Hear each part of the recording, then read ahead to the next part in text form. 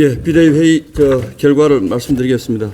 어제 이재명 대표 2심 판결이 있었습니다만 그것보다도 일단 전국적으로 특히 영남 동해안 지방을 중심으로 산불이 계속 확산되기 때문에 그 부분에 대한 논의들이 많이 있었고 걱정들을 많이 하고 있습니다. 지금 산불이 빨리 잡혀야 되는데 걱정을 많이 하고 있다. 그리고 희생되신 분들에 대한 또 명복을 빌면서 설명하겠습니다.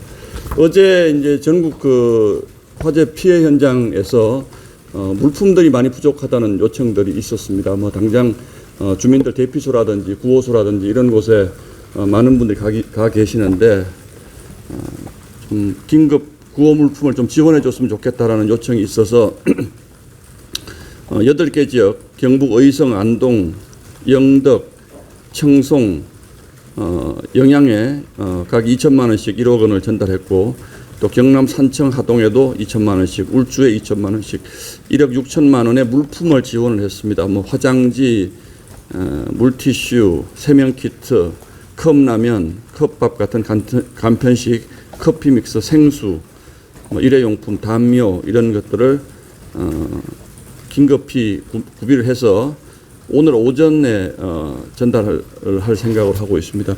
그리고 잠시 뒤에 10시 반에 산불 재난특별위원회 첫 번째 회의를 열어서 추가로 어떤 부분들의 지원이 필요한 것인지 또 우리 당이 어떻게 지금 대처해야 할 것인지 구체적으로 논의하고 그 다음에 일정을 말씀드리도록 하겠습니다.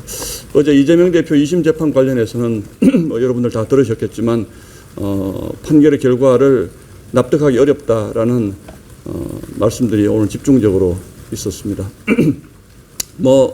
이것은 승복을 하느냐 안 하느냐라는 아주 원론적인 문제 제기가 아니고 판결의 내용을 보면 1심 재판과 적용한 법 논리가 너무나 다르고 또 국민들 상식선에서도 매우 이해하기 어려운 매우 세밀한 만들어낸 논리를 적용해서 무죄를 선고했기 때문에 이 부분을 저희가 승복 안 한다고 해서 승복 안 되는 것은 아니지만 적어도 대법원에서 빨리 좀 판단을 내려주기를 바란다는 그런 얘기들이 많이 있었습니다. 질문 받겠습니다.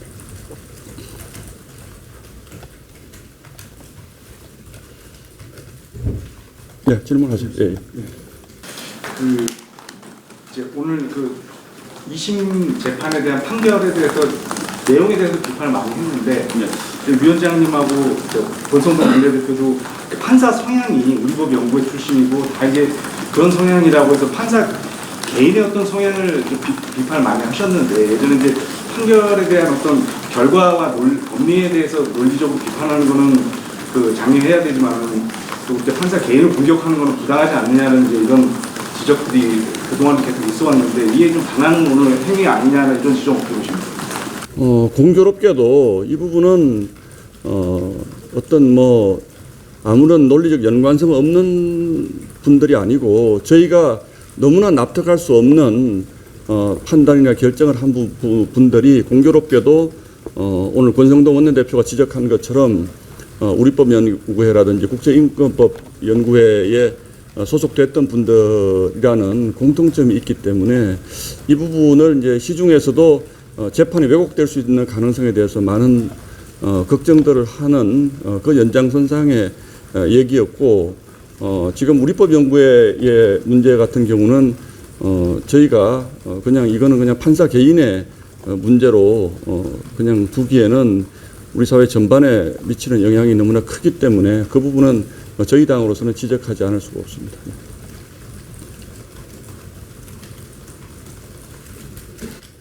또 질문 없으시면? 네. 법과 지금 법적인 문제를 제기하는 것이 다르다고 말씀을 하셨고 만약에 대법원에서 똑같은 판결이 나오면은 어떻게 대처를 해야 될지.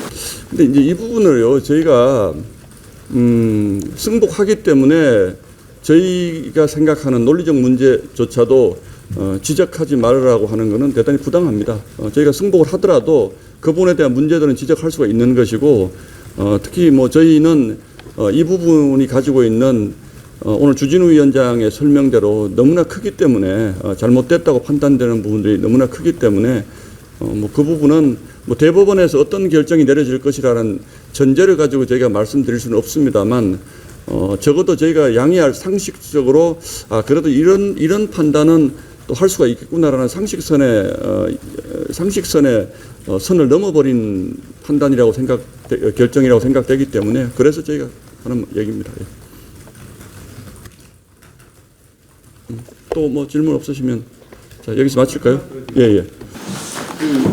물론 야당에서 계속 해온 얘기긴 하지만 이번 판결을 계기로 검찰이 이재명 대표를 표적으로 해서 좀 과도한 어떤 정치 탄압적인 수사를 한 거 아니냐라는 좀 이런 목소리들도 좀 커지는 것 같은데 실제로 좀 수사가 좀 과하거나 좀 안 했거나 좀 너무 집중되어 있는 거 아니냐라는 이런 지적은 어떻게 보시는지. 오히려 저는 야당 대표고 또 유력한 차기 대선 주자라고 생각해서 너무 많이 봐주는 거 아닌가. 특히 이제 선거를 치러본 분들은요, 공직선거법 굉장히 무섭습니다. 정말 무섭습니다. 여러분들이 상상할 수 있는 것 이상으로 가혹하고요. 뭐 정말 무슨 뭐 금품 제공하는 거 이런 것들, 저희 선거 운동원들하고 뭐 식사 한 끼 잘못한 거 이런 것들로도 거의 대부분 당선 무효형이 나옵니다. 그리고 어제 허위사실 유포 이 부분은 정말 더 무서운 거고요. 그래서 대부분 이거는 사회에 미치는 영향을 고려해서 6개월, 3개월 안에 재판 끝내라라는 것이 이제 우리 대법원의 지침인데 이 재판의 경우는 2년 2개월을 끌었습니다. 이재명 대표가 지금 5개 재판을 받고 있는데 제가 숫자가 정확한지 모르겠는데 53번에 걸쳐서 재판 지연을 했다는 데이터가 있습니다. 이걸 과도하다고 어떻게 얘기할 수 있습니까? 그리고 이 재판만 있다면 또 모르겠는데 대한민국 역사상 유력 대선 주자가 동시에 5개의 재판을 받았던 경우가 있습니까? 저희는 그렇기 때문에 문제 제기를 하는 것이지 단순하게 이 한두 개의 혐의로 수사를 받는 걸 가지고 말씀드리는 것이 아니지 않습니까? 앞으로 또 수많은 재판 결과가 나올 것입니다. 그럼 그때마다 민주당은 야당에 대한 뭐 탄압이다, 야당 표적 수사다 이렇게 말씀을 하시겠습니까? 지금 적어도 5개 재판에 수많은 공판들이 남아 있고 또 1심, 2심, 3심으로만 우리가 따지더라도 지금 결론이 난 건 3개밖에 되지 않습니다. 15개 중에 3개밖에 지금 1, 2심에서 결론 나지 않았고 또 이것 위에 곧바로 또 지난번에 위정교사 2심 또 판결도 있을 텐데 이런 부분들 일반인들이 이런 죄를 그렇게 통상적으로 짓지 않습니다. 여러분들도 마찬가지고 저도 마찬가지고 특히 공직에 나가시는 분이 이렇게 아무렇지도 않게 이런 잘못을 저지르고 또 그것이 잘못된 것이 없다라고 주장하고 이런 분은 없습니다. 그렇기 때문에 저희가 문제를 제기하는 겁니다. 네. 아까 재판 성명을 부정하시면서 헌법재판관, 사법부동 선수한 변호사원 그런 성향을 주장하셨는데 그런데 현재 앞으로 대통령 선거에 대한 플랫폼으로 우려를 하시는지 편향성을 우려하고 있고 뭐 그럼에도 불구하고 뭐 저희 두 대표는 승복을 하겠다라는 얘기는 워낙 중대한 사안이기 때문에 하신 것 같고 그러나 지금까지 저희가 꾸준하게 제기해 왔던 것이 단지 뭐 전직 대통령이 임명을 했다라든지 뭐 이런 게 문제가 아니고 야당이 지명을 했다 이런 것이 문제가 아니고 특정 연구단체 소속의 고위법관들이 지나치게 과잉 대표되어 있다. 헌법재판소도 너무 많고 그렇기 때문에 이분들이 과연 우리 사회의 평균적인 상식에 따라서 정상적으로 판단을 하는 분들인가에 대한 심각한 의문을 가지고 있다라는 말씀을 드립니다. 네. 이란상 현불태가 나니까 또 속상했는데 지금 상황에서 현부 현장에서 지금 우리를 연구하거나 그 부분에 대해서 제가 좀 말씀을 드릴게요. 지금 저희 본인의 지역구에 계신 분들은 전원 다 내려가서 좀 현장을 점검하고 도왔으면 좋겠다라는 지도부의 지시가 있었습니다. 그러나 다만 뭐 잘 아시는 것처럼 지금 산불을 진화하시는 분들이 굉장히 정신이 없고 또 우리 주민들도 지금 경황이 없는 이런 상태에서 저희가 현장에 내려가서 이렇게 위로를 한다고 또 다니고 싶은 마음은 많습니다만 그렇게 됐을 경우에 일단 진화에 좀 방해가 되는 경우가 생길 수 있고 또 뭐 저희 정치인들이 가면 또 의전의 문제라든지 이런 부분들 때문에 방해가 될 수 있는 문제들이 있어서 이 부분은 저희가 조금 조심스럽습니다. 그래서 눈에 띄지 않게 지금 저희 국회의원 분들이 가서 현장을 점검하고 또 수시로 소식을 전해오고 이런 말씀들을 드립니다.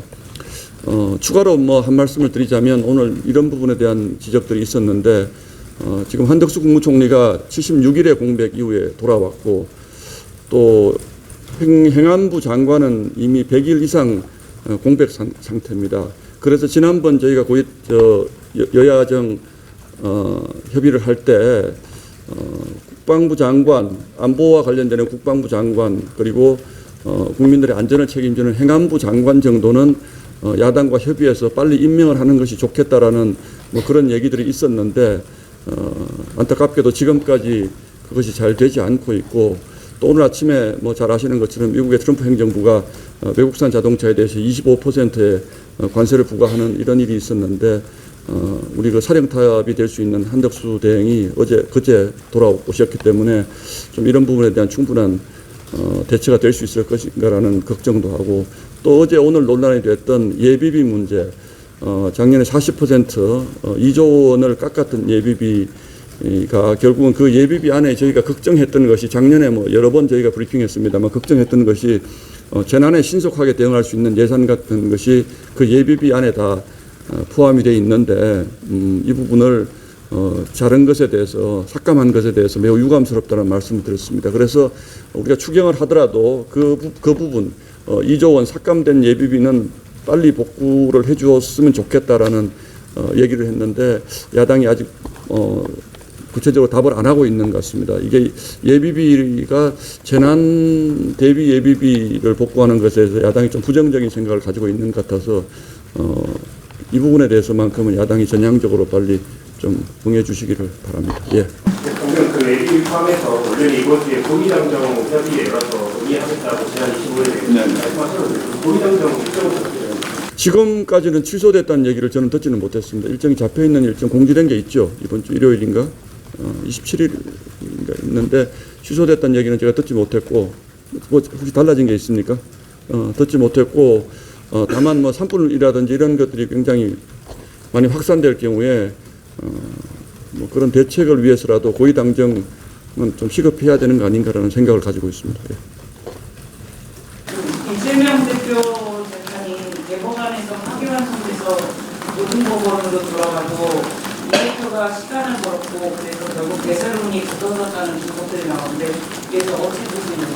첫 번째는 파기환송을 해서 고등법원으로 돌려보내는 방법도 있고 또 대법원이 선고를 하는 길도 있습니다. 이를테면 1, 2심의 그 법리 차이가 너무나 이렇게 정확하게 갈렸을 경우에 이거는 돌려보내도 정상적인 판단이 안 되겠다. 물론 뭐 지금 이 재판부로 돌아가는 것은 아닙니다만 또 논란의 문제가 생기겠다고 판단하면 파기 선고를 할 수가 있습니다. 대법원도 할 수 있습니다. 그렇기 때문에 뭐 주진우 위원장도 얘기를 했습니다만 지금 이재명 대표가 상고를 할 수는 없는 거니까 검찰이 빨리 상고를 해서 대법원이 빨리 판단해서 이 문제는 대법원에서 정상적이고 합리적인 선고를 저희는 해주기를 첫 번째로 기대를 하고 있습니다. 상고회가 지금 거의 결과가 없다고 해서 희망적이지 않다라고 지금. 글쎄요, 뭐 그 부분은 제가 잘 모르겠습니다만 저희 당은 일단 그렇게 하고 뭐 파기환송이 되더라도 좀 최대한 빨리 절차를 진행해 주기를 바라고 있습니다. 예. 산불 대응 관련해서 지금 여야정 협치에서 논의 뭐 이런 계획 관련해서 민주당 만나도 계획은 글쎄요, 그 지금 저희도 우리 공교롭게도 우리 원내 수석의 지역구가 제일 산불이 크게 난 데 있어서 지금 원내 수석이 계속 현장에 내려가 있고 해서 오늘 이제 산불 대책 회의에서 여러 가지 이제 논의들이 나올 텐데 그 부분은 뭐 지금 여야가 있을 수가 있겠습니까? 지금 그러니까 빨리 좀 여야가 합의해서 필요한 것이 있다면 누구라도 나서 협의를 해야 될 것이고 저희가 하여튼 최대한 노력을 해보겠습니다. 예. 자, 이상. 산불이랑은 별개인데 강동구의 싱크홀 관련해서 지금 지하철 공사가 원인 중 하나로 거론되고 있잖아요. 근데 공사에 참여하신 관계자가 사전에 이제 집안을 강화하는 공정이 부실했다 이런 민원을 사전에 넣은 게 확인되고 있는데 이에 대해서 여담.